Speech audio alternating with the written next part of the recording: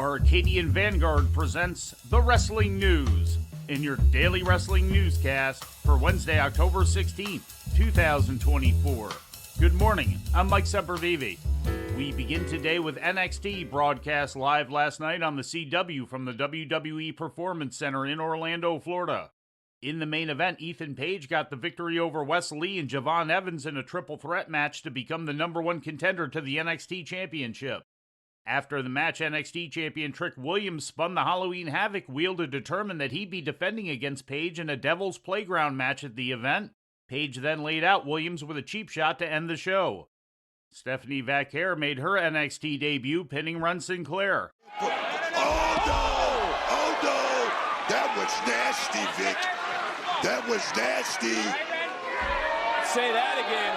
Incoming! And Ren Sinclair may not That's like... it. That's it. That's it.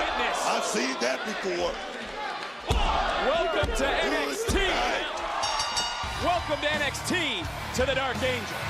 Here is your winner, Stephanie Vaquer. After the match, Vaquer was attacked by Roxanne Perez and Cora Jade until Julia made the save. Vaquer and Julia challenged Perez and Jade to a match at Halloween Havoc. Nikita Lyons made her in-ring return to NXT TV after a 9-month absence, defeating Lola Vice due in part to outside interference from Jada Parker.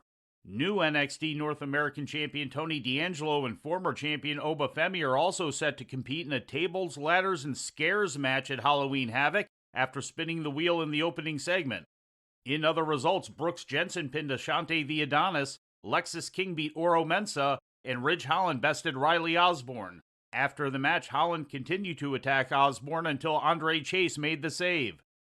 Pro Wrestling Illustrated yesterday announced the 2024 edition of the PWI Women's 250, its annual ranking of the top women's wrestlers in the business.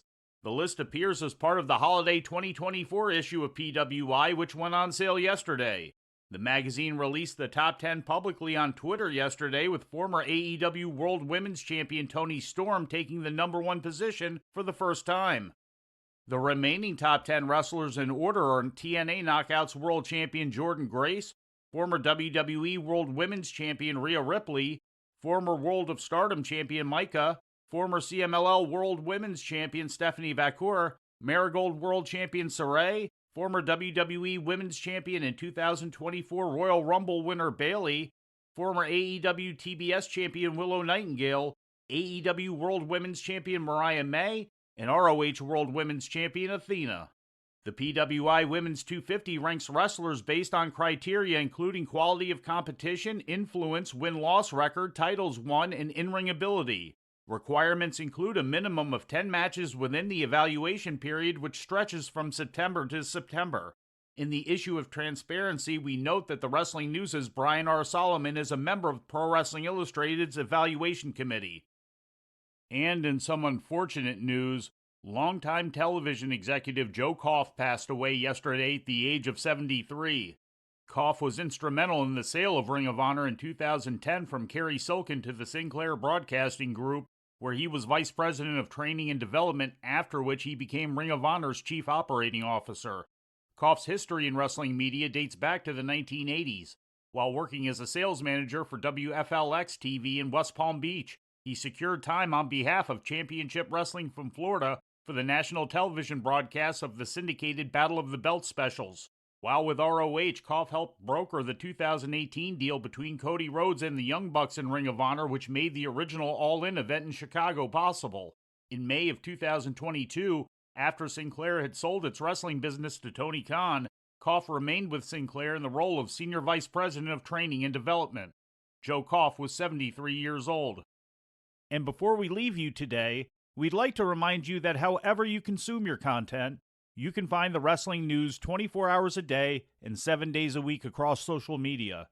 On Twitter, follow us at Wrestling News AV. Our Facebook page is also Wrestling News AV. The Wrestling News can also be found on the Arcadian Vanguard YouTube page. And for those who utilize Amazon Echo devices, just tell Alexa to play the Wrestling News podcast. And remember to make sure you add podcast at the end. Once again, For daily updates, breaking news, and more, follow the wrestling news across social media. And that's the news for today. If anything happens, we will be here to tell you about it. No clickbait, no paywall, just the wrestling news.